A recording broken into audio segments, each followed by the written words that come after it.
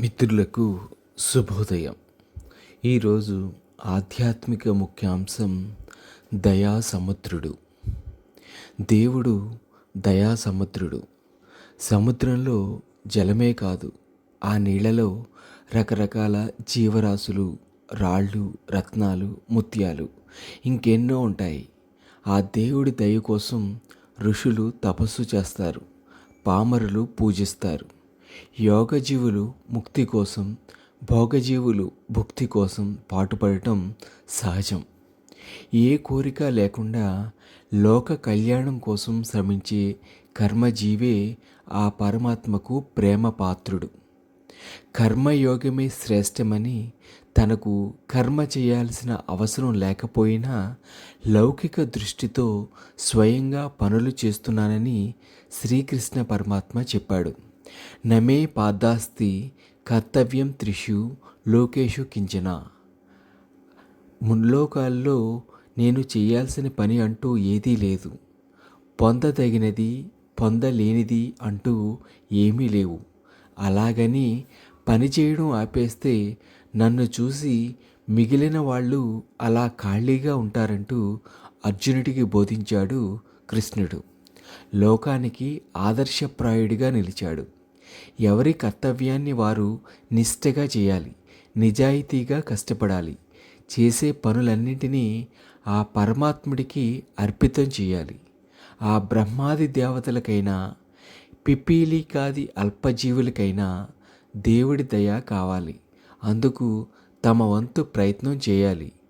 గాలిలో దీపం పెట్టి దేవుడా నీ దయ అంటే సరిపోదు, లోపల ఉన్న జ్ఞాన జ్యోతిని వెలిగించుకోవాలి.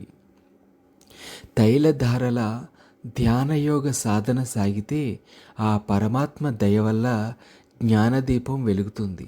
భక్తుల కోసం భగవంతుడు 3 మార్గాలు చూపించాడు. భక్తి, జ్ఞాన, కర్మ మార్గాలు ముక్తి మందిరానికి దారిదీపాలు. దేవుడి దయతో జీవుడు మాయా సంసారం నుంచి బయటికి రాగలడు. భూరి నైవేద్యాలు, భారీ ఆహార్యాలు, మంగళవాద్యాలు, పటోటోపాలు, పల్లకి ఊరేగింపులు ఇవేవి దేవుడికి అవసరం లేదు. మనస వాచ కర్మణ స్మరించి శరణు కోరితే ఆ భగవంతుడు తప్పక అక్కున చేర్చుకుంటాడు. పత్రం పుష్పం ఫలం తోయం అన్నారు. భక్తితో ఒక గరిటెడు నీళ్లు సమర్పిస్తే గంపెడు సిరి సంపదలు ప్రసాదిస్తాడు. ఒక్క తులసీ దళంతోనే రుక్మిణి తులాభారం తూచి కృష్ణుణ్ణి తనవాడిగా నిరూపించింది. మాయలో పడ్డ సత్యభామకు జ్ఞానోదయం అయింది. భూత దయ మానవత్వానికి చిరునామాల్లాంటివి. కలవాడు లేనివాడిపైన, కన్నబిడ్డలు తల్లిదండ్రులపైన, రాజ్యాధికారులు ప్రజలపైన, బలవంతులు బడుగు జీవులపైన చూపాల్సింది దయ. ఆ దేవదేవుడికి అది ఇష్టమైనది. ఇక దేవుడి దయ వల్లే పంచభూతాలు, గృహ నక్షత్రాలు తమ వంతు సేవలు అందజేస్తున్నాయి. ఆయన ఆజ్ఞకు లోబడి ప్రవర్తిస్తున్నాయి. నీటిలోని చందమామ ప్రతిబింబం అలల వలలో పడి చెదిరిపోయే చందాన పరమాత్మ ప్రతిరూపమైన మానవుడు ప్రలోభాలకు లోనై కలవరపాటుకు గురవుతాడు.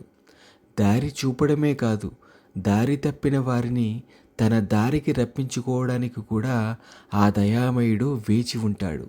సత్యమేవ జయతే. మీ రాజా.